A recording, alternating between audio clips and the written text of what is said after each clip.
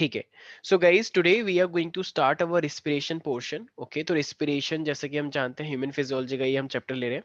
तो रिस्पिरेशन का मतलब क्या होता है, देखो तुम भी जानते हो जब डाइजेशन हुआ था तो तुम्हारी बॉडी में ग्लूकोज बन चुका था, ठीक है, लेकिन अभी ग्लूकोज से एनर्जी नहीं निकली थी। तो तुमको ग्लूकोज से अब एनर्जी निकलवानी है, ठीक है। तो oxidation of the glucose to produce the ATP. जैसे अभी रिसेंटली हमने रिस्पिरेशन इन प्लांट का चैप्टर पढ़ा था, तो ग्लूकोज से एनर्जी निकल के आई थी 38, याद आया, glycolysis Yes, of A sir. Second Yes, step sir. Of A Black. Grab. तो Yes, इसी sir. तरीके से रिस्पिरेशन में भी ह्यूमंस के अंदर भी हमें एनर्जी निकालनी है। तो वो होता कैसे है, देखो पहले तो ब्रीदिंग आता है, हमने ऑक्सीजन लिया और फिर वो फाइनली अंदर जाएगी और अंदर जाके फिर वो ग्लूकोज को ऑक्सीडाइज करेगी। तो ये दो टाइप का है, एक तो एक्सटर्नल हो गया और एक इंटरनल हो गया, ठीक है। तो एक्सटर्नल वाला ये तो ब्रीदिंग में आ जाएगा कि तुमने ऑक्सीजन लिया और कार्बन डाइऑक्साइड बाहर निकालते, तो ये एक्सटर्नल पार्ट है, ब्रीदिंग में आता है, सांस लेना। अब जो तुमने सांस अंदर ली थी ऑक्सीजन, अब वो अंदर जाके सेलुलर रिस्पिरेशन करेगी, एम आई राइट, अंदर की साइड ग्लूकोज को क्या यस सर। करेगी, ग्लूकोज ऑक्सीजन के प्रेजेंस में एनर्जी बनाएगा। तो ये दो हिस्सों में डिवाइड है ना, वैसे तो ये एक ही प्रोसेस है, लेकिन इस एक प्रोसेस को हमने दो हिस्सों में डिवाइड कर दिया कि जो तुम बाहर बाहर से ले रहे हो वो ब्रीदिंग है, और जो अंदर हो रहा है उसे हम सेलुलर रेस्पिरेशन बोल रहे हैं। लेकिन ये है तो एक ही प्रोसेस ना, कि तुमने ऑक्सीजन ली अंदर गई और ऐसा करके फिर कार्बन डाइऑक्साइड बाहर आई, यूज यूटिलाइज होके, right. So it means respiration is a process by which the oxygen is taken up by the body to oxidize the glucose, or you can say food, to release the energy. Okay, so we can say carbon dioxide is formed as a byproduct, okay, with the help of the oxidation, and it is exhaled out. So we take the oxygen and we release the carbon dioxide, right everybody? Yes sir. So respiration is, and it is a physico chemical process, it means physical as well as chemical. Okay, physical chemical you can say. तो दोनों ही type के, क्योंकि तुम breathing कर रहे हो तो this is physical, और जब तुम अंदर की साइड ग्लूकोज को ऑक्सीडाइज कर रहे हो to release the energy, it is called chemical process, right everybody? Yes sir. ठीक है। तो रिस्पिरेशन बेसिकली दो हिस्सों में बटा हुआ है, एक है मेरे पास ब्रीदिंग और एक है मेरे पास सेलुलर रिस्पिरेशन। तो अगर मैं बात करता हूँ, यस चंदन, तो सबसे पहले क्या होता होगा, ब्रीदिंग या सेलुलर रिस्पिरेशन? ब्रीदिंग। देखो ब्रीदिंग होता है, हम ऑक्सीजन लेते हैं और उसके बाद अंदर जाके बॉडी में वो यस सर। ऑक्सीडाइज करता है, और फिर जो इससे पहले हमने गैस सांस ली होगी वहां से कार्बन डाइऑक्साइड आ रही है और उसे हम क्या कर देंगे, उसे हम बाहर निकाल देंगे, राइट एवरीबॉडी? ठीक है। तो ये था हमारे पास दो हिस्सों में डिवाइडेड। अब देखो मेरे पास आ रहा है, ठीक है भाई। तो देखो दो हिस्सों में तो बट गया है। अब हमारे पास तुम्हें पता है कि सेलुलर रिस्पिरेशन को हम दो हिस्सों में डिवाइड करते हैं, right, with the like in the presence of oxygen और एब्सेंस ऑफ ऑक्सीजन। तो जो प्रेजेंस में होता है उसे हम क्या बोलते हैं भाई, एरोबिक रिस्पिरेशन, Aerobic और respiration. जो एब्सेंस में होता है उसे हम बोलते हैं Anaerobic anaerobic respiration. Respiration, right. तो हमारी बॉडी में क्या होता है, Aerobic respiration. ठीक है, और जो बैक्टीरिया होते हैं कुछ वो एनारोबिक, Anaerobic ठीक है, respiration. ठीक है। तो ये बहुत सिंपल सी बात थी। अब देखो तुम लोगों को पता होगा, एक बार ऑडियो ऑफ कर लो। तो इसी तरीके से सबसे पहले हम क्या करते हैं, एक्सटर्नल, हमने ऑक्सीजन ली तो ये एक्सटर्नल रिस्पिरेशन हुआ, फिर अंदर जाके वो लंग्स में गया, लंग्स से हमारे पास एल्वलाई होते हुए, मैं लंग्स का स्ट्रक्चर दिखाऊंगा, तुमने सुना भी होगा ना कि हमने nasal cavity, and then we have the sir. Trachea, and then we have the bronchi, bronchioles, alveoli sac, okay. So lung का पूरा स्ट्रक्चर होता है, we have the two lungs, right. तो a pair of lungs you can say. तो external respiration, फिर transport of gases होता है, ठीक है, एल्वलाई में ट्रांसपोर्ट ऑफ गैसेस, और फिर टिश्यूज ऑक्सीजन को लेते हैं। और टिश्यू क्यों लेते हैं ऑक्सीजन को, ताकि वो ग्लूकोज को ऑक्सीडाइज कर सके, और फिर ग्लूकोज को ऑक्सीडाइज करने के बाद एनर्जी निकलती है, ठीक है, वो तो हम चलो यूज कर लेंगे। और जो फिर मेरे पास क्या होगा, मतलब इन्होंने गैसेस ले लिया और इसी को हम सेलुलर रेस्पिरेशन बोलते हैं, फाइनली फिर वो बाहर निकल के आ जाएगी, मतलब जो CO2 है फिर वो बाहर निकल के आएगी। सर एक मिनट ऐसे रखना, लिखना है। श्योरली। तो ये हमारे पास है कुछ मतलब चार चीजें हैं, एक्सटर्नल रिस्पिरेशन, ट्रांसपोर्ट हुआ है एल्वलाई में, फिर वो अपटेक होगा, जितने भी हमारे पास सेल्स एंड टिश्यूज हैं वो उनमें जाएगा, और फिर वहां पे वो क्या करेंगे, ऑक्सीडेशन ऑफ ग्लूकोज करवाएंगे, और फिर यही कमिंग बैक होगा बाद में, फिर यही चीज बाद में आएगी, एलिमिनेट होगी, ट्रांसपोर्ट ऑफ गैस होगा एल्वलाई में, और फिर हम उसे बाहर निकाल देंगे। तो इसका मतलब हम सांस लेते हैं, एल्वलाई में एक्सचेंज होता है, फिर वो टिश्यू के पास जाता है और टिश्यू में फिर वो ऑक्सीडाइज करता है, ठीक है, और फिर यही चीज वापस आती है टिश्यू के जरिए, फिर लंग्स के जरिए, फिर वो फाइनली हम बाहर निकाल देंगे कार्बन डाइऑक्साइड को, right everybody? M I right yes Chandan? Sir. तो सर बस ये एक मिनट हमारे रुको। पास एक पूरा, तो इसका मतलब जो हम सांस ले रहे हैं लोगों को लगता है बस यहीं से हो रहा है ये, बस यहीं से सांस लेते हैं यहीं से बाहर निकाल देते हैं, जल्दी होता है ये। तो भाई एक्चुअली में ये पूरी बॉडी से रिलेटेड है। तुम अगर सांस ले रहे हो तो वो सब पूरी बॉडी में जा रहा है, और जो तुम निकाल रहे हो पूरी बॉडी से वेस्ट निकल के आ रहा है, जितने भी सेल्स है। ठीक है। तो सांस कभी कभी देखा है मास्क पहनने से एकदम सफोकेशन हो जाता है बहुत गंदा वाला, क्योंकि जो जो तुम्हारा वेस्ट है कार्बन डाइऑक्साइड वहीं पर ट्रैप हो जाता है और तुम बार बार उसी को ले रहे हो, तो उससे बॉडी में एकदम चक्कर से आने लग जाता है, थोड़ा दर्द सा होता है, राइट। तो इस तरीके से ऐसी चीजें हो जाती है। Am I right Vaishnavi?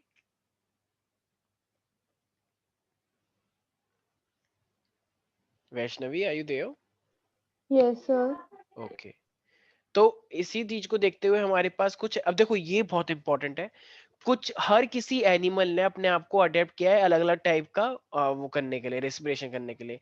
कुछ लोग स्किन से करते हैं, कुछ लोग अलग तरीके से करते हैं, कुछ लोग मतलब अपनी उनके पास लंग्स होते हैं, कुछ लोगों के पास अलग अलग स्ट्रक्चर है, स्किन हो गया, कुछ लोगों के पास पूरी बॉडी हो गई, कुछ लोगों के पास ट्रैकिया के ट्यूब्स होते हैं। तो अलग अलग टाइप का इनका स्ट्रक्चर है। ठीक है।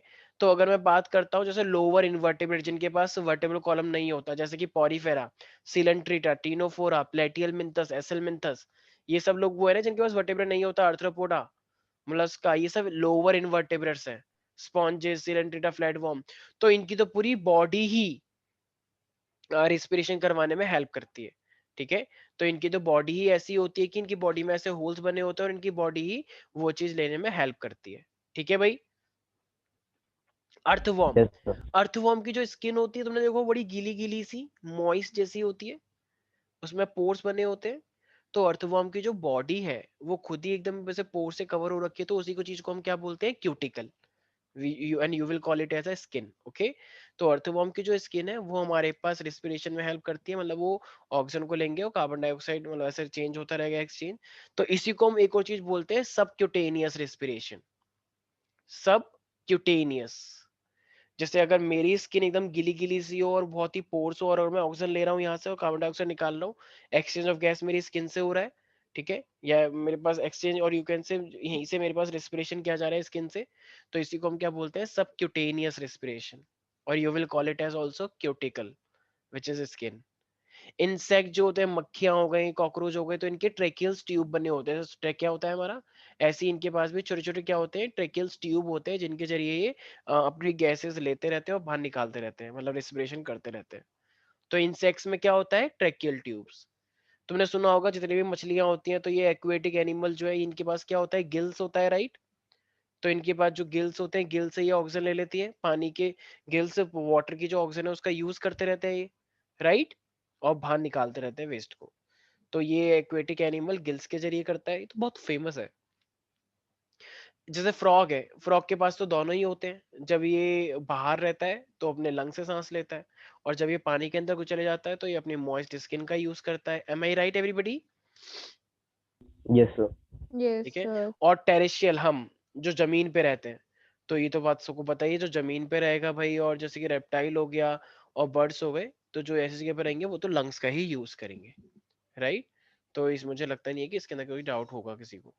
तो लास्ट वाला तो हमारे लिए ही है, बाकी फ्रॉग हो गया, एम्फीबियन हो गया, जो पानी जमीन दोनों पे रहते हैं, तो वो दोनों चीजें यूज करते हैं। एक्वेटिक वाले गिल्स यूज करते हैं, इंसेक्ट वाले ट्रेकियल ट्यूब, अर्थवॉर्म स्किन, और बाकी जो छोटे छोटे एनिमल्स हैं वो पूरी स्किन से ही इस तरीके से करते हैं। Am I right everybody? Yes sir. Yes, sir. Okay. अब देखो रिस्पिरेटरी सिस्टम को हमने दो पार्ट में डिवाइड किया हुआ है, एक है मेरे पास कंडक्टिंग पार्ट और एक है मेरे पास एक्सचेंज पार्ट। ठीक है। तो कंडक्टिंग पार्ट और एक्सचेंज पार्ट में हमारे पास क्या होता है, देखो कंडक्टिंग पार्ट वो पार्ट है जो सिर्फ और सिर्फ ट्रांसपोर्ट कर रहा है, नथिंग एल्स। जैसे तुमने अभी सांस ली, तो तुम्हें पता है कि यहाँ पे ट्रेकिया आएगा, ब्रोंका आएंगे, तो ये रोक रहे हैं हवा को या ये बस ट्रांसपोर्ट कर रहे हैं, ये रास्ता है। देखो इस तरीके से समझो कि लोग जहां पे रहते हैं वो एक अलग पार्ट है दुनिया में, और हाईवे ये एक अलग दुनिया है। तो हाईवे हो गए, सड़कें हो गई, रोड हो गई, गलियां हो गई, क्या यहाँ पे लोग रहते रहते हैं कुछ लोग, लेकिन उनको हटा दो। तो ये कंडक्टिंग एरियाज है ना, जहाँ पे लोग चलते रहते हैं, पब्लिक प्रॉपर्टी, लोग उस रास्ते से जाएंगे यस आएंगे सर। जाएंगे। और एक है एक्सचेंज पार्ट, एक्सचेंज का मतलब जहाँ पे की लेन देन चलती है, मतलब जैसे बैंक हो गए, ऐसे पैसे डालते हैं लोग, आते हैं, तो एक ऐसे स्टेशनरी एरिया एरिया है। तो इसी तरीके से रिस्पिरेटरी सिस्टम भी कंडक्टिंग और एक्सचेंज ऑफ पार्ट में डिवाइड किया गया है। तो ये वाला पार्ट ट्रांसपोर्ट करता है, क्लींस करता है, ह्यूमिडिफाई करता है एयर को, ताकि एयर एकदम ड्राई ना रहे, तो जब तुम एकदम ड्राई एयर लेते हो तो तुम्हारी बॉडी में जाके वो थोड़ी गीली गीली बन जाती है सांस, जो एयर है, ठीक है, ह्यूमिडिटी चाहिए होती है, और फाइनली वो ब्रोंक्यूल्स तक काफी गीली हो जाती है। तुम्हारे यहाँ पे गीला रहता है ना, एकदम म्यूकस रहता है थोड़ा गीला गीला, पानी पीते ही हो तुम वैसे भी, तो ब्रोंक्यूल्स तक जा जाते हैं वो एयर, थोड़ी सी ह्यूमिडिटी हो जाती है। तो ये कंडक्टिंग पार्ट करता है। एक्सचेंज पार्ट की बात करता हो, तुम जानते हो कि it is the actual diffusion of O2 and CO2। तो ये ब्लड और एटमॉस्फेयर के बीच में क्या होता है, एक्सचेंज होता है। एटमॉस्फेयर की जगह पे तुम ले सकते हो एयर, मतलब ऑक्सीजन, ठीक है। तो जो चीज एक्सचेंज करने में हेल्प करते हैं उसे हम एक्सचेंज पार्ट बोलते हैं, ठीक है भाई। तो ये रेस्पिरेटरी को हमने Yes, कंडक्टिंग sir. और एक्सचेंज पार्ट में डिवाइड कर रखा है। तो इसी तरीके से अगर मैं एल्वलाई भी बोलूंगा तो एल्वलाई क्या है, कंडक्टिंग या exchanging? Exchanging. Conducting. Exchanging. Exchanging, Exchanging. Exchange हो रहा है ना O2 और CO2 का वहां पे, ठीक है। और इसी तरीके से ट्रैकिया ट्यूब, एक्सचेंजिंग या कंडक्टिंग? Trachea, Conducting. Conducting. कि वो सिर्फ और सिर्फ ट्रांसपोर्ट कर रहा है, ठीक है। अब इसी तरीके से तुम लोग जब 10th क्लास में तुमने एक चैप्टर पढ़ा था लाइफ प्रोसेसेस, और तुमने लाइफ प्रोसेस में पूरा डायग्राम देखा था, याद है, नेसल पैसेज, एंड देन हमारे पास एक कॉमन ट्यूब आई थी Yes, pharynx, and then sir. Trachea, trachea के पास एक वो भी थी Yes, sir. Ring of cartilaginous ring, cartilage. जो उसको चिपकने से बचाती थी, कोलैप्स होने से बचाती थी, ठीक है, और Rings of hold, cartilage. Yes, तो वो उसको होल्ड करती रहती थी, राइट। तो ये अब हमारे पास पूरा स्ट्रक्चर है जो तुम देख रहे हो। तो ये नॉस्ट्रल से हमारे पास ऐसा स्ट्रक्चर, ठीक है। ये फेरिंग्स है which is a common tube, ये लैरिंग्स है, लैरिंग्स में देख रहे हो ये रिंग्स ऑफ कार्टिलेज बनी हुई है ताकि ट्रेकिया चिपक के खराब ना हो जाए। तो ये इसको होल्ड करके रखती है, हॉलो स्ट्रक्चर बना के रखती है, ऐसे होल रहता है ये। और ये आगे जाके ब्रोंका है, प्राइमरी ब्रोंका है, सेकेंडरी ब्रोंका है, टर्शरी ब्रोंका है, और फिर ब्रोंक्यूल्स होता है हमारे पास, राइट। और लास्ट में एल्वेलाई सैक, ऐसे मिलियंस ऑफ एल्वेलाई, देख रहे हो ऐसे hole hole structure, Yes, sir. Yes, ऐसे sir. बैलून लाइक स्ट्रक्चर, जहाँ पे मेनली क्या होता है, एक्सचेंज ऑफ गैसेस होता है। और ये मेरे पास नीचे जो होता है ये डाईफ्राम होता है, डाईफ्राम, ठीक है। तो ये पूरा एक क्लोज कैविटी का स्ट्रक्चर है, एक क्लोज रहता है। मैंने शायद तुम्हें बताया था, हमारा जो सांस लेने का प्रोसेस होता है, क्या ये हम सोच के जानबूझ के करते हैं या अपने आप होता रहता है? अपने आप होता है. अपने आप होता है। involuntary है ये सर. हाँ, इनवॉलेंट्री है, मतलब हमारे कंट्रोल में नहीं है, अपने आप ही ब्रेन करता है उसे, राइट। तो ये प्रेशर और वॉल्यूम से रिलेटेड है ना, बायल्स लॉ जो तुमने पढ़ा है, PV is equal to constant. Sir, Yes, sir. हाँ हाँ, Yes बोलो sir. बोलो बोलो बोलो। sir, लेकिन involuntary कह सकते हैं, लेकिन हम रोकते भी तो अपनी मर्जी से ही है ना। रोक सकते हो, लेकिन जो प्रोसेस हो रहा है उसको देख के कर रहे हैं, बिल्कुल तुम कह सकते हो रोकने को रोक सकते हैं, लेकिन जो अपने आप हो रहा है, अगर तुम इसी पे ध्यान दोगे तो फिर तो जिंदगी में कोई काम ही नहीं कर पाओगे।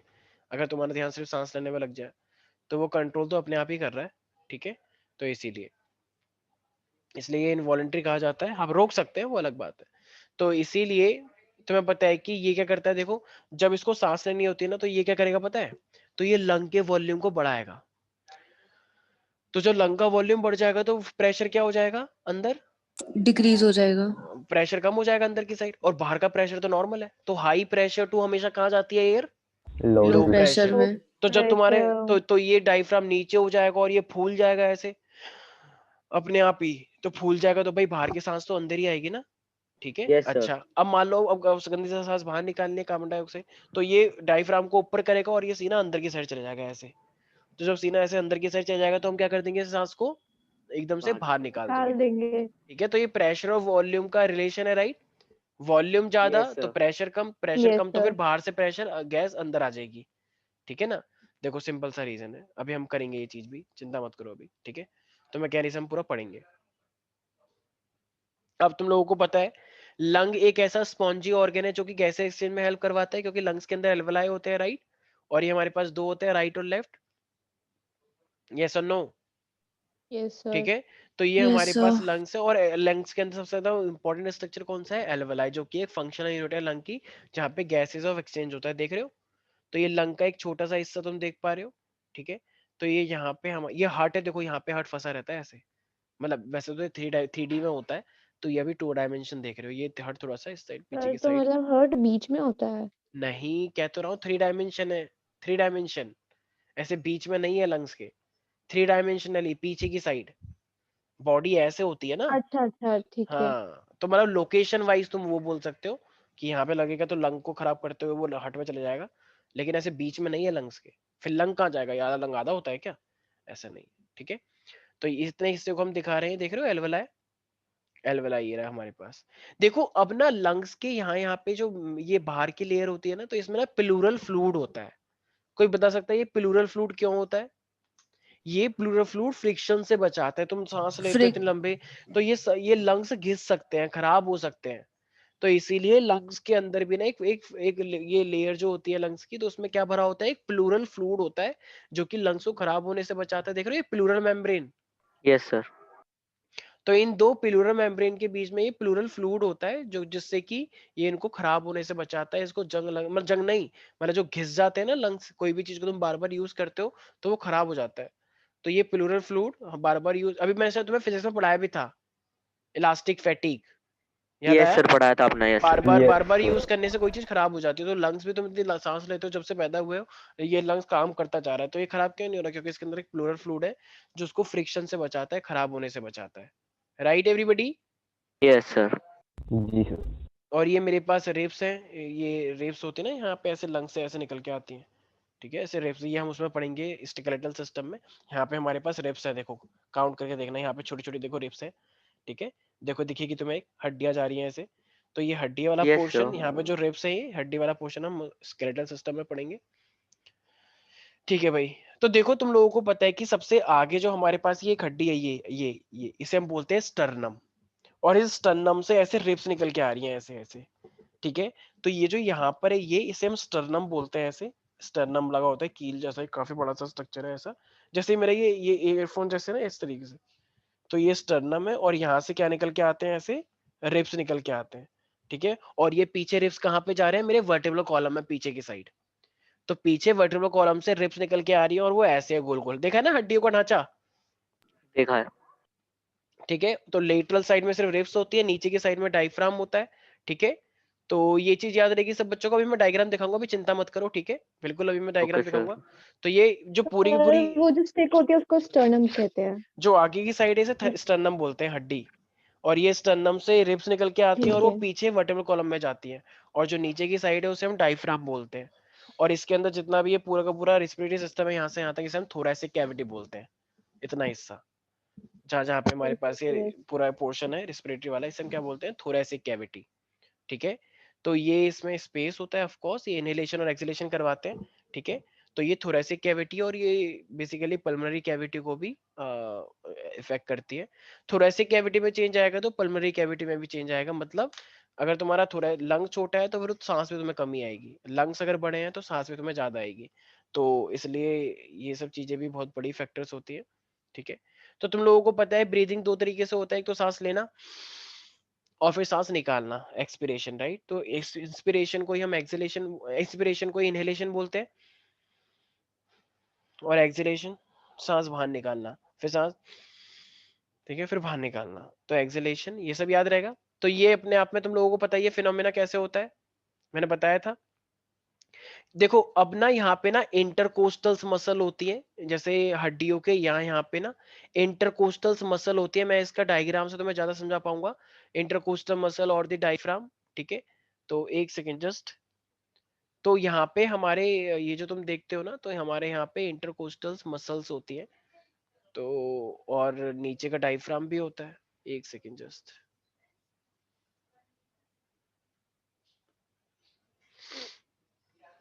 तो लंग्स के साइड साइड में हमको ऐसे मसल्स देखने को मिलती हैं, क्योंकि ऐसे हड्डियों का ढांचा है, लेकिन हड्डियों के बीच में तो मसल्स होती है ना, तो वो उसको मूव करवाने में काफी ज्यादा हेल्प करती है। तो देख पा रहे हो प्यारे प्यारे बच्चों? एक सेकेंड जस्ट, मैं अभी शो करके दिखा देता हूँ। अरे ये क्या खुल गया भाई? हाँ, देख पा रहे हो सब लोग राइट साइड में? Yes, sir. तो Yes, ये जो sir. तुम देख पा रहे हो रेड रेड सा, ये क्या है मेरे पास? इंटरकोस्टल मसल, ठीक है। तो ये मेरे पास इंटरकोस्टल मसल्स हैं, तो यही मसल्स इसको एक्सपेंड और ऐसे कर सकते हैं ना, वॉल्यूम कम अंदर का। Yes sir. भूल गया आप एकदम अंदर। तो ये इंटरकोस्टल मसल बाहर निकल के आई है, हड्डी भी थोड़ी सी स्ट्रेच हुई है। अब ऐसे करूंगा तो इंटरकोस्टल मसल रिलैक्स करिए, तो सारी हवा मैंने इस तरीके से ऐसे मुंह से बाहर निकाली है। फिर से ऐसे कराए तो मसल ऐसे एक्सपेंड होती है। Am I right everybody? Yes sir. तो ये मेरे पास क्या है अपने आप में, देखो ये रही इंटरनल इंटरकोस्टल मसल्स, और ये बाहर मतलब इंटरकोस्टल मसल्स ही हैं ये देख रहे हो तुम इस तरीके से, ठीक है, ऐसे ये रही। So these are the intercostal muscle जो कि एक्सपेंड और रिलैक्स करने में हेल्प करेंगी, Am I right everybody? Yes, sir. Yes, तो sir. ये हमारे पास देखो ये रहा स्टर्नम, ये देख रहे हो आगे आगे ये देखो आगे आगे की साइड एक कील जैसा स्ट्रक्चर जो देख रहे हो ऐसा ये Yes, ये sir. Yes, ठीक है, sir. तो ये स्टर्नम है, यहाँ पे होता है ये। और देखो ये स्टर्नम से देख रहे हो रिब्स निकल के आ रही हैं, और ये Yes, पीछे sir. देखो वर्टेब्रल कॉलम में जा रही हैं, ये रही हाँ, पीछे, ये पीछे वाला हिस्सा जो तुम देख नहीं पा रहे हो इस टाइम, तो ये पीछे Yes, वाला हिस्सा sir. है वर्टेब्रल कॉलम, ठीक है। तो ये स्टर्नम से निकलती है और पीछे वर्टेब्रल Sir, कॉलम में जाके लग जाती है। हाँ हाँ बोलो। सर जब हम इनहेल करते हैं तो मतलब हमारी जो बोन्स होंगी वो तो स्ट्रेच नहीं करेंगी, लेकिन मसल स्ट्रेच करती है ना। बिल्कुल बिल्कुल। और ये जो बोन्स है ना, ये बोन्स भी मतलब बोन्स तो हमारे पास फिक्स है, लेकिन बोन्स का भी साइज बढ़ता है।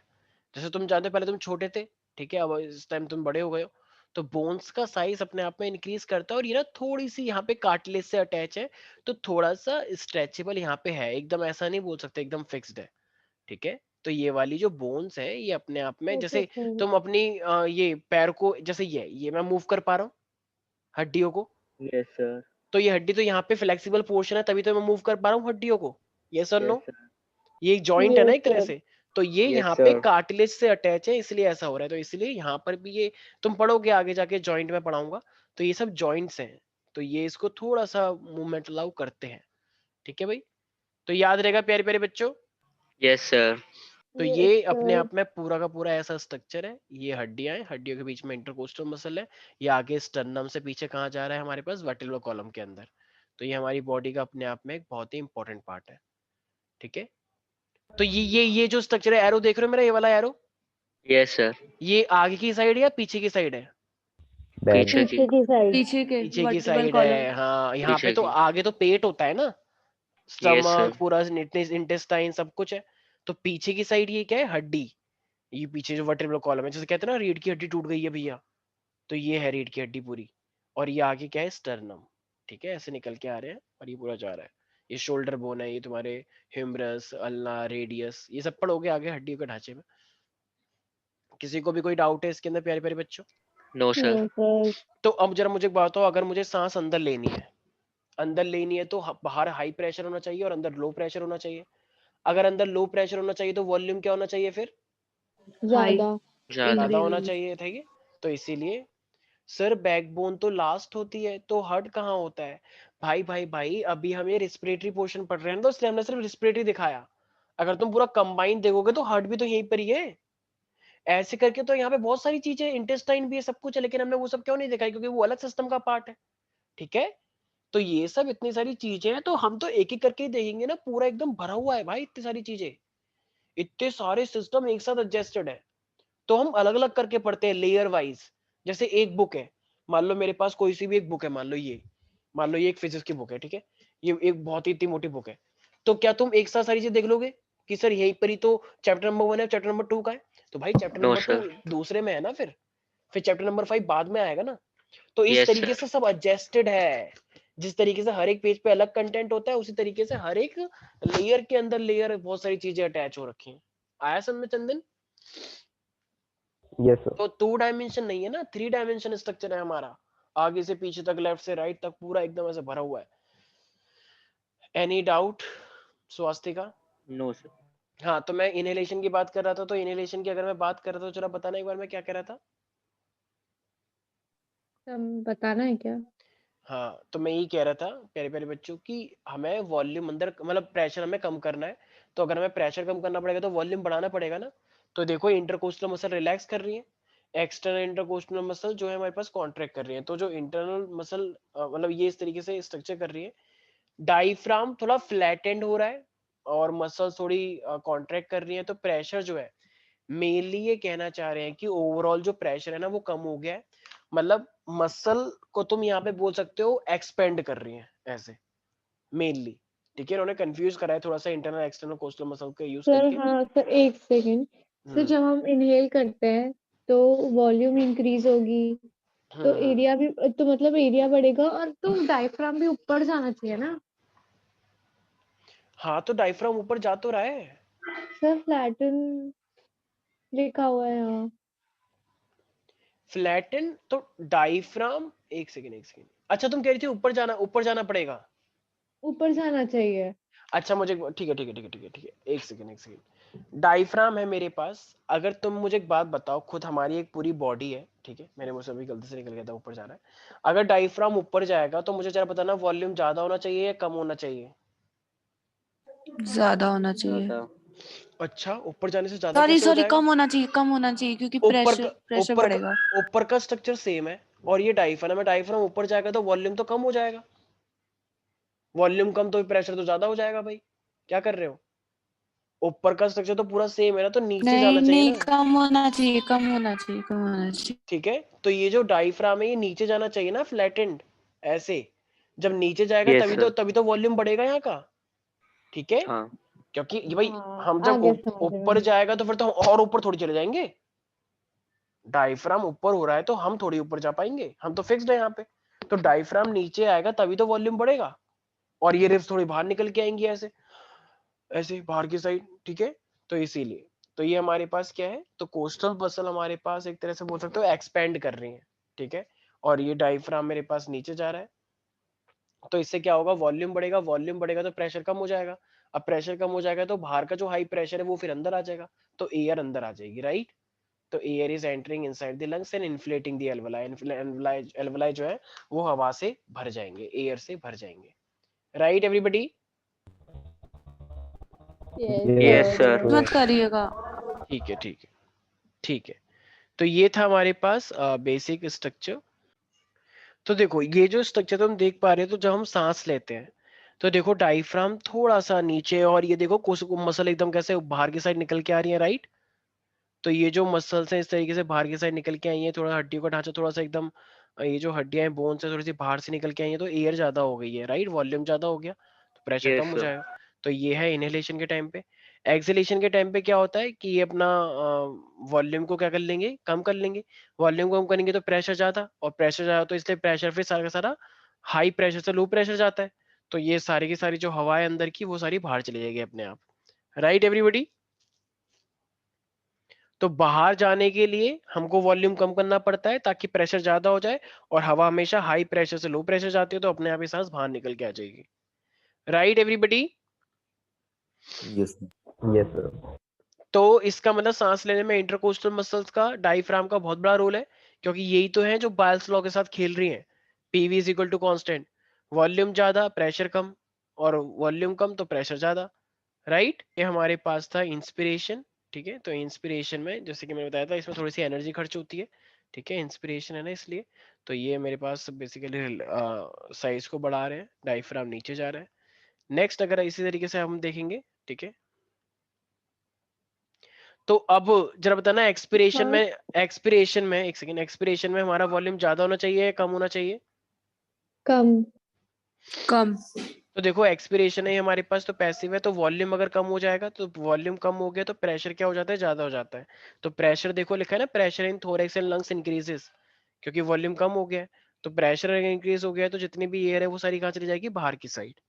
ठीक है, तो यहाँ पे इंटरकोस्टल मसल कॉन्ट्रैक्ट करते हैं। ठीक है, तो ये अपने आप में कोस्टल मसल बेसिकली कह सकते हो अंदर की साइड जा रहे हैं, तो अंदर की साइड जा रहे हैं तो वॉल्यूम कम हो जाएगा। ठीक है, हाँ कुछ बोल रही थी। और इसमें एनर्जी खर्च नहीं होती है, तो सांस लेने के लिए एनर्जी लगती है, लेकिन जब सांस बाहर निकालनी होती है तो वो अपने आप होता है। तो it is a passive process. Passive का मतलब जिसमें एनर्जी खर्च नहीं होती है, एक्टिव का मतलब जिसमें एनर्जी खर्च होती है। तो एक्टिव और passive process, you have to remember that, right. तो प्रेशर यहाँ पे कम होता है इसलिए सांस अंदर आती है, और यहाँ पे प्रेशर ज्यादा होता है इसलिए सांस अंदर से बाहर चली जाती है, राइट। Yes, तो sir. देखो सर अब ये, हाँ हाँ बोलो बोलो। सर पीछे करिए, लिखना था। ओके ओके, ठीक है। सर मैं ये कह रही थी, सर आपने ये सब तो 10th में पढ़ाया था ना? हाँ हाँ, तो थोड़ा सा वही तो है, इतना ही है बस। तो सर बाकी जो है ना पोर्शन वो सारा हार्ट के ऊपर है, तो वो भी किसके? ऑलमोस्ट मुझे हार्ट हार्ट हार्ट? है शायद। समझ नहीं शायद आया, क्या बोल रही हो तुम? सर मैं ये कह रही हूँ कि बस ना ये चीज पढ़ा दो, वो वाली जो टाइडल वाली जो है। अच्छा अच्छा, ठीक है, अभी बढ़ा देते हैं। हाँ बताते हैं। तो ये हमारे पास हो गया, ठीक है। अब देखो अभी उतार लेना, ठीक है सोचती का। तो देखो अब ना हमारे पास है, जैसे तुम्हें पता है कि पूरा पैथवे कहाँ से कहाँ हो रहा है। सबसे पहले नोज होती है, it lead to the nasal passage. Nasal passage से नेसल चैम्बर तक, ठीक है, ये नेसल चैम्बर होता है, स्ट्रक्चर में आता है। फिर ये फेरिंग्स से स्टार्ट हो जाती है, ठीक है, नेसोफेरिंग्स। फिर ये नीचे लैरिंग्स हो जाता है, वॉइस बॉक्स, राइट, लैरिंग्स। लैरिंग्स के बाद फिर ट्रेकिया स्टार्ट हो जाती है। ट्रेकिया के बाद प्राइमरी ब्रोंका है, फिर सेकेंडरी ब्रोंका है, टर्शरी ब्रोंकाइल्स, राइट। और ब्रोंक्यूल्स का मतलब बहुत सारी ब्रांचेस होती है, ऐसे निकलती रहती हैं, एक से दो, दो से चार, चार से आठ, ऐसे करके बहुत सारा नेटवर्क स्ट्रक्चर, ठीक है। और फिर फाइनली टर्मिनल ब्रोंक्यूल्स, सबसे लास्ट वाला स्ट्रक्चर। और फिर आ जाता है एल्वेलाई, छोटे छोटे बहुत सारे स्ट्रक्चर। भाई ये एक तरह से ऐसा रास्ता है ना, जैसे एक गली है, एक गली 3 में बढ़ गई, फिर 3 गली 6 में बढ़ गई, तो ऐसे करते करते एकदम छोटा छोटा होता रहता है ना। नहीं आया समझ? आ गया भाई सर। भाई एक है, 1 से 3 बढ़ गए, 3 से 4 बढ़ गए, जैसे मकड़ी को जाला बन जाता है एकदम से, थो थो करके ज्यादा ज्यादा ज्यादा ज्यादा ज्यादा एकदम। तो इसी तरीके से किसी को भी कोई डाउट है तो ये चीज ध्यान रखनी है। मेरे पास ये नाक इस तरीके से बाहर, एक्सटर्नल नॉस्ट्रिल्स, फिर नेसल पैसेज, फिर थोड़ा सा नेसल चैम्बर आता है, नेसल चैम्बर के बाद नेसोफेरिंग्स आता है, फिर larynx, trachea, primary bronchiole, secondary bronchiole, tertiary bronchiole, terminal bronchioles and last में एल्वेलाई। याद रहेगा सब बच्चों को पूरा pathway? Aryan? Yes, sir. And trachea is provided with the rings of the cartilage. Why is it so? Trachea को हम rings of cartilage क्यों देते हैं? ट्रेकिया के पास रिंग्स ऑफ कार्टिलेज सर क्यों होते हैं? कोलैप्स नहीं हो ना जाए। करे। हाँ, ताकि जब हम सांस बाहर निकालते हैं तो वो चिपक ना जाए आपस में सांस बाहर निकालते ही, तो इसलिए इस चीज की जरूरत पड़ती है। ठीक है भाई? Yes, sir. ठीक है। अच्छा, तो ब्रीदिंग और रेस्पिरेशन में क्या फर्क है? देखो, ब्रीदिंग बस एक फिजिकल प्रोसेस है जहाँ पे बस हम ऑक्सीजन ले रहे हैं, कार्बन डाइऑक्साइड बाहर निकाल रहे हैं, तो एक्सचेंज। इसमें एनर्जी यूज होती है सांस लेने में, ठीक है, और ये अपने आप में कोई एंजाइम यूज नहीं होता। लेकिन अंदर की, अब जो अंदर की बात हम कर रहे हैं, जब तुमने सांस ली तो ये सांस अंदर गई, हर सेल तक जाएगी, तो ये अपने आप में एक बायोकेमिकल प्रोसेस है, इसमें एनर्जी लगती है, राइट। और इसमें फूड का ऑक्सीडेशन होता है, और क्या निकलता है? CO2, वाटर और एनर्जी निकलती है, राइट। कार्बन डाइऑक्साइड निकलता है, वाटर निकलता है, एनर्जी निकलती है, राइट। और बहुत सारे एंजाइम इस चीज के अंदर यूज होते हैं, isn't it everybody? Yes, sir. ठीक है, सर हटाइएगा मत। श्योरली। तो ये चीज तुम लोगों को याद। अच्छा, तो सबसे ज्यादा कॉम्प्लिकेटेड प्रोसेस कौन सा वाला होता होगा फिर वैष्णवी? सबसे, रेस्पिरेशन। अबे रेस्पिरेशन तो दोनों ही पार्ट है उसके। Cellular respiration sir. Cellular cellular. Respiration, ठीक है। तो ये हमारे पास एक थोड़ा कॉम्प्लिकेटेड पार्ट है, और एग्जाम में ये चीज भी आता है, जैसे कि अब देखो हम बोलते हैं कार्बन डाइऑक्साइड, तो कार्बन डाइऑक्साइड बहुत सारी फॉर्म में ट्रांसपोर्ट होती है, बाइकार्बोनेट के फॉर्म में होती है, इस तरीके से ऑक्सीजन भी ऑक्सी हेमोग्लोबिन के फॉर्म में ट्रांसपोर्ट होती है, एम आई राइट? तो ये यस ट्रांसपोर्ट के सर। बारे में हम चीजें बहुत डिटेल में यस पढ़ते हैं, सर। और एग्जाम में बहुत ज्यादा यही आती भी है, ठीक है, किस फॉर्म में ट्रांसपोर्ट हो रही है।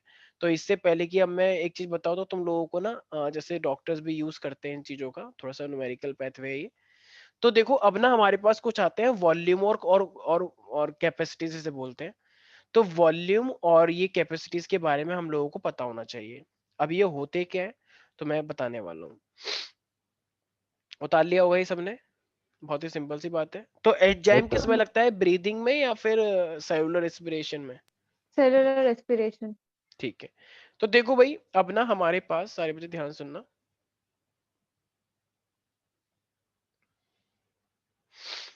अब जो मेरे पास पोर्शन आ रहा है वो है मेरे पास रेस्पिरेटरी वॉल्यूम को लेके। तो अब अगर मेरे पास यहाँ पे रेस्पिरेटरी वॉल्यूम को लेके जो चीज आ रही है ना, रेस्पिरेटरी वॉल्यूम्स, तो सबसे पहले हम वॉल्यूम पढ़ेंगे, और फिर इन वॉल्यूम का यूज होता है कैपेसिटीज में। जैसे पहले एबीसीडी पढ़ते हैं, फिर एबीसीडी के बाद हम मतलब वर्ड बनाना सीखते हैं कि वर्ड का नाम कैसे होगा, कैसे किस लिए होगा। तो पहले हम एबीसीडी सीखेंगे, फिर हम वर्ड सीखेंगे। तो रेस्पिरेटरी वॉल्यूम जो है ना, सबसे पहले मेरे पास होता है टाइडल वॉल्यूम। देखो अब ये टाइडल वॉल्यूम क्या होता है, पहले सारे बच्चे सुनना ध्यान से, ठीक है, फिर मैं दिखा तो दूंगा ही। ये एक ऐसा वॉल्यूम है जो नॉर्मली बिना किसी एफर्ट के, तुम्हें कुछ एफर्ट नहीं लगाना, कुछ नहीं लगाना, नॉर्मली जैसे मान लो मैं तुमसे बात कर रहा हूँ और इतने में मैंने कुछ सांस लिया, कुछ सांस बाहर निकाल लिया, right. So the volume of air inspired और expired during the normal condition, effortless condition, तो इसको हम क्या बोलते हैं? Tidal volume. तो टाइडल वॉल्यूम क्या होता है? नॉर्मली हम कोई भी काम करते हुए, नॉर्मल कोई स्ट्रेसफुल सिचुएशन नहीं, नॉर्मली तुम कुछ भी काम कर रहे हो, पेपर दे रहे हो, तो उस टाइम पे नॉर्मली सांस लोगे, नहा रहे हो नॉर्मल सांस लोगे। तो नॉर्मली जो भी तुम मतलब नॉर्मली जो भी तुम सांस अंदर ले रहे हो और जो भी तुम सांस बाहर निकाल रहे हो उसी को हम क्या बोलते हैं प्यारे प्यारे बच्चों, बताओ? Tidal volume. उसको बोलते हैं टाइडल वॉल्यूम। और ये कितनी होती है अराउंड? तो ये होती है हमारे पास 500 ml। ठीक है, 500 ml वॉल्यूम देखा है हमने इसका गैस का। ठीक है, एडल्ट के लिए ही है, बच्चों के लिए नहीं है। तो 500 ml होता ही है। तो क्या बताया मैंने चंदन टाइडल वॉल्यूम में?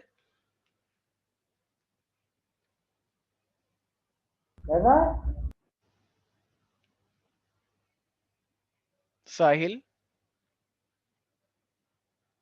नहीं है। अच्छा है ही नहीं यहाँ पे, ओके। तो टाइडल वॉल्यूम होता है नॉर्मली हम कितनी सांस और कितनी सांस ले रहे हैं और निकाल रहे हैं, राइट? अब हमारे पास आता है इंस्पिरेटरी रिजर्व वॉल्यूम, आईआरवी बोलते हैं उसे। Inspiratory reserve volume, IRV, inspiratory reserve volume. देखो अब नॉर्मल लेने के बाद, मान लो तुमको बोला लंबी, से बाबा रामदेव बोलते हैं लंबी लंबी सांस लो, अभी तो मैं नॉर्मल ले रहा हूँ। अब देखो, अब क्या नॉर्मल सांस लिए मैंने? No sir. मान लो पढ़ाते नहीं। पढ़ाते मैं ऐसे सांस ले रहा हूँ, आज हम ये पढ़ेंगे, फिर उसके बाद ये करेंगे, तो ऐसे तो कोई पढ़ा ही नहीं पाएगा। तो इसका मतलब अगर मैं नॉर्मली बोल रहा हूँ तो नॉर्मल बोलने में नॉर्मल सांस लेनी पड़ती है, लेकिन अगर मैं नहीं बोल रहा तो मैं एक्स्ट्रा ले सकता हूँ। तो बताओ जब मैं ऐसे कर रहा हूँ, अब बताओ मैंने नॉर्मल मतलब एक नॉर्मल के बाद एक एक्स्ट्रा सांस ली या नहीं ली, एक्स्ट्रा एयर ली या नहीं ली? ली। तो इसका मतलब टाइडल वॉल्यूम तो एक नॉर्मल वॉल्यूम होता है। टाइडल वॉल्यूम होने के बाद जो मैंने एक एक्स्ट्रा वॉल्यूम लिया अपने अंदर, ठीक है, the extra volume that I am taking, that I am inspiring, okay, तो it is called inspiratory reserve volume. समझ में आ गया?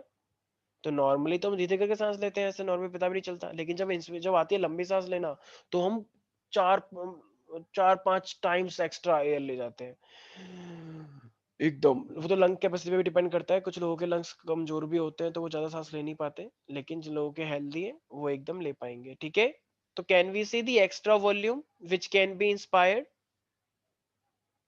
नहीं आया समझ में? Yes sir, yes sir. तो the extra volume of air that can be inspired beyond the normal volume, और normal volume का मतलब tidal volume, extra yes volume sir. that can be inspired। आई वैसे मैं दिखाऊंगा तो आ तो सकते ही हो तुम, ये तो बस मैं भी ऐसे लिख रहा हूँ फिर समझाने के लिए। that can be inspired beyond normal, और normal का मतलब tidal, beyond the tidal volume, right? और ये कितना होता है मैंने बोला 4-5 टाइम ज्यादा होता है, तो 4-5 आइए, हाँ 4-5 ही बोलेंगे। तो 500 का 4 टाइम्स एक तरह से बोल सकते हो, 2500 तो 3000, 2500। तो 3000 3000। ml तक। ठीक है, तो ये एक मैंने बताया ना एक्स्ट्रा वाला काफी ले लेते हैं हम, नॉर्मल तो पता चलता ही नहीं है। सर ये तो एक्स्ट्रा लेकिन बहुत ज्यादा ही हो गया, कोई बात नहीं, 500 से। हाँ ऐसा होता है, फील नहीं होता ना नॉर्मली तुम कितनी सांस ले रही हो हल्की हल्की। ठीक है, हाँ चंदन कुछ कह रहे हो क्या तुम? एनी डाउट चंदन, तुम कुछ कह रहे हो ना, वॉइस नहीं आ रही तुम्हारी, आवाज नहीं आ रही है चंदन, शायद इंटरनेट प्रॉब्लम हो रही है, कोई बात नहीं, मेरी आवाज आ रही होगी तुमको? ठीक है, अब ऐसे ही मेरे पास आता है ईआरवी। तो ईआरवी मेरे पास क्या होता है? अच्छा मेरी आवाज आ रही है चंदन तुमको? हाँ, तो ईआरवी के बारे में बात कर रहे थे। तो ईआरवी का मतलब होता है एक्सपिरेटरी रिजर्व वॉल्यूम। तो फिर अब ये क्या होता होगा जरा बताना एक बार वैष्णवी, ईआरवी? सर जो फोर्सफुली एक्स्ट्रा एक्सपायर्ड सांस करते छोड़े। होंगे हम लोग। हाँ, एक्स्ट्रा देखो से एक्सपायर करे। तुम अंदर की साइड तो ज्यादा एयर ले लेते हो, लेकिन बाहर ज्यादा नहीं निकाल पाते, करके देख लेना ये। बाहर निकालो तो ऐसा लगता है कि है सारी सारी एयर कहाँ रह गई, ली तो हमने ज्यादा थी, तो निकाली थोड़ी कम है। तो एक्स्ट्रा एयर जो निकालते हैं हम बाहर, the extra volume of air that you can breathe out, that you can release outside, okay, that you can release out, तो वो क्या होता है? Expiratory reserve volume. ठीक है, तो same extra volume that can be inspired और what, that can be expired after the normal one. ठीक है, expired out beyond the normal one, beyond the tidal, right? तो क्या ये भी 2500 से 3000 होगा? Sir 1000 to 1100। हाँ, ये क्योंकि 1000 से लेके 1100 रहता है। मैंने बोला ना कि हम अंदर ले तो लेते हैं काफी, लेकिन निकाल नहीं पाते इतना। तो 1000 ml से हमारे पास क्या हो जाएगा? 1100। ठीक है, इसको एक तरह से आता है समझो कि रेसिडुअल वॉल्यूम। यस, तो ये मेरे पास वॉल्यूम है और लास्ट है मेरे पास रेजिडुअल वॉल्यूम। रेजिडुअल वॉल्यूम इसका मतलब क्या है? अभी देखो तुमको पता है कि तुमने लंबी सांस ली, तुमने लंबी सांस ली लेकिन निकाली भी, तो निकाली जो तुमने निकाली है वो ज्यादा थी या वो कम थी? कम। कम थी, तो इसका मतलब कुछ ना कुछ एयर तुम्हारी बॉडी में कम। ट्रैप रही या नहीं रही? रही। कुछ ना कुछ। और क्या ऐसा कभी हो सकता है कि तुमने लंग की सारी हवा बाहर निकाल दो, एकदम लंग पिचक गए, एकदम है ही नहीं सांस, लंग कह रहे हैं आज हमारा व्रत है, आज हम एक नहीं भी सांस, ऐसा नहीं। नहीं ऐसे कैसे? नहीं, भाई थोड़ी बहुत वॉल्यूम तो बिल्कुल नहीं रहेगी ना, होता। हमेशा वॉल्यूम रहेगा ही रहेगा। सो the volume of air that remains in your lung even after anything, even after any forceful expiration, तुमने कितनी भी जान लगा दो बिल्कुल एकदम सारी सांस निकाल दो, उसके बाद जितनी रह जाती है, ठीक है, मर मत जाना निकालते हुए टाइम, ठीक है, पता लगा लंगी बाहर निकल के आ गए, तो जितने ही सांस निकालने के बाद जितनी एयर ट्रैप रह जाती है उसे हम क्या बोलते हैं? Residual volume. Right everybody? आ रहे हैं? तुम्हें समझ में आ रहा है मैं क्या बोल रहा हूँ? Yes, sir. So the volume of air, तो ये सब डॉक्टर चेक करते हैं कि तुम्हें कोई रेस्पिरेटरी डिजीज तो नहीं है। मान लो कुछ लोग ज्यादा बीड़ी पीते हैं, कुछ लोग ज्यादा सिगरेट्स पीते हैं, जो कुछ लोग ज्यादा एकदम हुक्का वुक्का करते रहते हैं, ठीक है, कुछ लोग पता नहीं अलग अलग एरियाज में रहते हैं, कुछ ना कुछ ट्राई करते रहते हैं, नशेबाजी चलती है उनकी, तो उनसे उनके लंग खराब हो जाते हैं, अलग अलग चीजें खराब हो जाती है उनकी। तो ये सब डॉक्टर चेक करता है कि क्या चीज खराब हुई है, ठीक है। तो इवन आफ्टर फोर्सफुल एक्सपिरेशन, तो अगर नॉर्मल है तो नॉर्मल पाया जाएगा। अगर मान लो तुम्हारा डाटा इतना ही आया है सच में, तो इसका मतलब तुम नॉर्मल हो। लेकिन अगर टेढ़ा मेढ़ा हो गया, मान लो तुम्हारा IRV ही 500 हो गया, तो इसका मतलब तुम्हारा कुछ एल्वोलाई डैमेज हो गया, एल्वोलाई में कुछ ना कुछ दिक्कत आ गई है। नहीं आ रहा समझ में किसी को भी? आ रहा है ये मेरे सर। पास क्या थी? और ABCD। ऐसा तो ये मत अब है हमारे पास वॉल्यूम्स। तो ये बहुत सिंपल वॉल्यूम है, एक नॉर्मल, एक एक्स्ट्रा कितना लिया, एक एक्स्ट्रा तुमने कितना निकाला, और एक्स्ट्रा अब और जितना रह जाता है, रेजिडुअल वॉल्यूम। Right everybody? 4 है और बहुत ही सिंपल है, ठीक है। और ये भी यस कितने होते हैं? ये सर। होते हैं 1100 से 1200 तक, ठीक है। तो ये नॉर्मली रहता ही रहता है हमारे बॉडी के अंदर। चंदन, तुम्हें कोई भी डाउट है इसके अंदर? आर्यन, कोई भी डाउट है इन वॉल्यूम्स के अंदर? एक नॉर्मल, एक एक्स्ट्रा कितना लिया, एक्स्ट्रा कितना सर बाहर साइज निकाला? क्लास में नहीं है। हाँ शायद चला गया वो, कोई नहीं, ठीक है। इसी तरीके से अब मेरे पास आती है कैपेसिटीज, ठीक है। तो कैपेसिटीज हमारे पास क्या होती है? देखो, इंस्पिरेटरी कैपेसिटी, देखो अभी इंस्पिरेटरी कैपेसिटी जैसे मैं तुम्हें बताया था ना एक्स्ट्रा, जरा मुझे एक बात बताओ, एक्स्ट्रा कितनी ली? अब देखो, अब कैपेसिटी का मतलब टोटल तुमने कितनी ली। देखो टोटल तुमने कितनी ली, एक तो तुम नॉर्मली करते हो। मुझे एक बात बताओ, जैसे एक दो चीजें होती हैं एग्जाम में पास होने के लिए, एक तुम खुद कितना पढ़ते हो और एक कोचिंग से तुम्हारी वजह से कितनी हेल्प हुई, राइट। तो तुम्हारी टोटल परफॉर्मेंस कितनी आई? एक तुमने एक्स्ट्रा कितना पढ़ा और बाहर से तुमने कितना पढ़ाया गया, राइट। ये दो चीजें फर्क लाती है। अरे बोलो, बोले नहीं यस बच्चे, सर, ठीक यस है। Yes sir. तो सर। अभी तो तुमने पहले वो सब सीखा कि एक अपने आप पढ़ा जाता है, एक बाहर कोचिंग से पढ़ा जाता है, एक स्कूल से पढ़ाया जाता है, एक अलग तरीके से घर वाले पढ़ाते हैं, मान लो किसी घर वाले IAS मान लो पढ़ा रहे हैं, टीचर है वो पढ़ा रहे हैं, तो अलग अलग टाइप के तूने पढ़ लिए हैं। अब तुम्हारा देखा रिजल्ट आया तुम्हारा, तो उस रिजल्ट को बोलते हैं कैपेसिटी कितनी है। तो टोटल कितनी परफॉर्मेंस आई, एक तुम्हारी वजह से और एक टीचर की वजह से, तो इस टाइप से। तो अब इंस्पिरेटरी कैपेसिटी आ रही है, जरा बताना इंस्पिरेटरी का मतलब टोटल कितनी ली है तुमने। तो कितना लिया है? एक तो नॉर्मल तो लेते ही लेते थे, नॉर्मल जितना तो पढ़ाई करते थे, और और ऊपर से अब एक्स्ट्रा एक्स्ट्रा, एक्स्ट्रा वाले को हम क्या बोलते हैं? 3500 ml लेंगे हम लोग। IRV। Inspiratory reserve volume. तो इसका मतलब ये वो वॉल्यूम है that can be breathe in by the your lung, okay, at the maximum level. Starting से करते हुए कितना तुम सांस ले सकते हो, सांस सारे सांस निकाल दो। अब स्टार्ट करो। तो इसी में टाइडल भी इन्वॉल्व हो गई और इसी में एक्स्ट्रा भी इन्वॉल्व हो गई, राइट। तो इसे हम बोलते हैं IC का मतलब inspiratory reserve capacity, I mean inspiratory capacity. तो इसमें टाइडल वॉल्यूम नॉर्मल वाला और जो एक्स्ट्रा तुमने लिया है वो दोनों इन्वॉल्व हो जाएगा नहीं हो जाएगा प्यारे प्यारे बच्चों? Yes sir. कितना सिंपल है, ठीक है। तो हो ये तो जाएगा। Inspiratory capacity, right. इसी तरीके से एक मेरे पास क्या होनी चाहिए फिर? Expiratory capacity. ये एक्सपिरेटरी इंस्पिरेटरी है और ये एक्सपिरेटरी कैपेसिटी है। एक्सपेक्ट्री कैपेसिटी होगी। तो इसमें क्या होना चाहिए फिर Vaishnavi? Sir TB plus ERV। बिल्कुल। टीवी तो प्लस ERV नॉर्मली होगा। नॉर्मली तुम कितना निकालते हो, ठीक है, और एक्स्ट्रा तुमने कितना निकाला। ठीक है। तो नॉर्मल और एक्स्ट्रा तुम कितना निकालते हो, ये सब चीजें थोड़ा ध्यान रखना है, ठीक है। तो टीवी प्लस ईआरबी ये मेरे पास है एक्सपिरेटरी कैपेसिटी। कोई भी डाउट है इसके अंदर प्यारे प्यारे बच्चों? No sir. अच्छा, अब देखो, नो हाँ सर। बिल्कुल सही है। अब देखो एक ना मेरे पास आती है जिसको हम बोलते हैं फंक्शनल रेजिडुअल कैपेसिटी। ये दो आ रही है important, functional residual capacity, functional.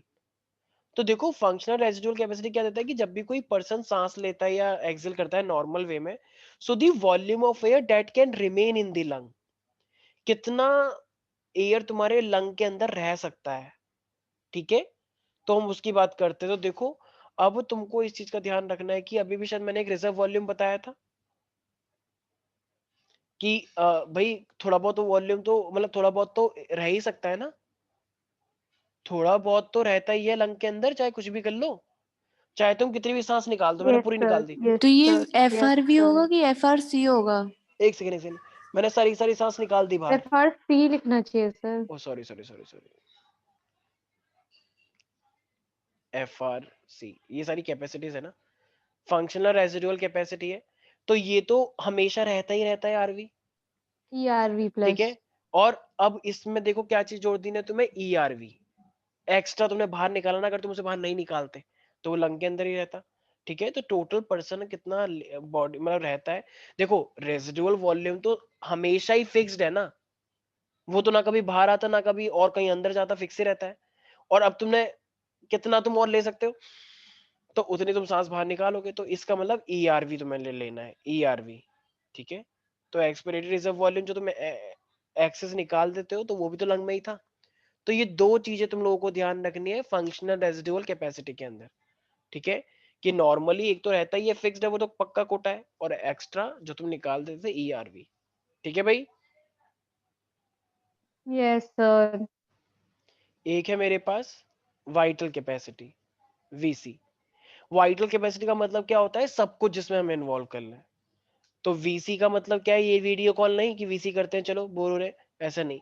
तो वीसी का मतलब क्या होता है, मैं सब कुछ इन्वॉल्व हो जाए, टीवी भी मतलब नॉर्मल, इंस्पिरेटरी रिजर्व वॉल्यूम भी कि कितनी तुमने अंदर ले सकते हो, और एफआर भी, ERV। हाँ, और मेरे पास ईआरबी कितनी तुम बाहर निकाल सकते हो। तो तीनों ही चीजें इन्वॉल्व करने से क्या बनता है, वाइटल कैपेसिटी, ठीक है। वीसी का मतलब क्या होता है, वाइटल कैपेसिटी। तो वाइटल कैपेसिटी का मतलब क्या होता है भाई, एक तो नॉर्मल, एक तुम एक्स्ट्रा कितना ले रहे हो और तुम एक्स्ट्रा कितना बाहर निकाल रहे हो, सब कुछ इन्वॉल्व हो गया। यस और नो एवरीबॉडी? Yes, sir. तो तुम एक चीज तो नोटिस कर रहे हो, देखो टीवी तीनों के अंदर आ यस गया है। सर। देखो फंक्शनल रेजिडुअल तो अपने आप में अलग है, चलो ये तो अंदर कितना रहता है उसको देख के, ठीक है। तो और एक बस एक लास्ट रह जाता है जिसको हम बोलते हैं टोटल लंग कैपेसिटी। भाई इसका तो नाम ही है टोटल लंग कैपेसिटी, तो इसमें क्या आ जाएंगे, सारे के सारे वॉल्यूम आ जाएंगे या नहीं आएंगे, टोटल लंग कैपेसिटी। तो टोटल लंग कैपेसिटी क्या है, ये जो तुमने चारों पढ़े हैं ना, ये देख रहे हो, ये चारों, तो चारों वॉल्यूम को ऐड कर दो, वो बन जाता है total lung capacity. TV plus IRV plus ERV, ठीक है, प्लस का reserve volume, right everybody? Yes sir. अच्छा तो वीसी अभी हमने पढ़ा ना, वीसी के अंदर टीवी आईआरवी ईआरवी तीनों हो जाते हैं, तो क्या मैं इसे वीसी की फॉर्म में दिखा सकता हूँ फिर? यस सर, VC प्लस तो RV ये लिख दो। वेरी गुड, तो ये बन जाएगा फिर VC plus RV, VC plus RV बन जाएगा ये, ठीक है। तो ये बन जाएगा टोटल लंग। तो टोटल लंग का मतलब क्या है, it refers to the all the volume of air that can be accumulated inside the lung, total volume even after the forceful aspiration. तो ये बन जाएगा टोटल लंग कैपेसिटी, ठीक है। तो बस ये मेरे पास बेसिकली देखा जाए तो 9 है ये, लेकिन 9 के 9 बहुत इजी हैं क्योंकि कुछ चार तो वॉल्यूम ही हो गए, और ये इस तरीके से मेरे पास कैपेसिटीज हो गई, राइट एवरीबॉडी? Yes sir. तो ये चीजें याद है, नेक्स्ट क्लास में मैं इसे फिर से एक बार दिखाऊंगा, लेकिन अभी के एग्जाम के लिए अभी तुम ये दिखा सकते हो, ठीक है। तो थोड़ी बहुत तो हेल्प सर हो ही वैसे जाएगी, काफी था सर, बुक में भी इतनी एक्सप्लेनेशन दे रखी है। ठीक है। तो ये वॉल्यूम्स है, और वॉल्यूम्स का यूज करके हम क्या बनाते हैं, कैपेसिटी बनाते हैं, ठीक है। कभी कभी एग्जाम में आ जाता है कि total lung capacity VC plus RV होता है, और इसी को तुम ये भी दिखा सकते हो, ठीक है। और ये फंक्शनल ओके सर। रेजिडुअल तो होता ही है, बाकी सब में टीवी जरूर रहेगा क्योंकि टीवी का मतलब नॉर्मल होता है, ठीक है, तो आज के लिए Okay, हम sir. इतना ही करते हैं, बाकी मिलते हैं नेक्स्ट क्लास में। Bye bye, all the best for the exam. Thank you, sir.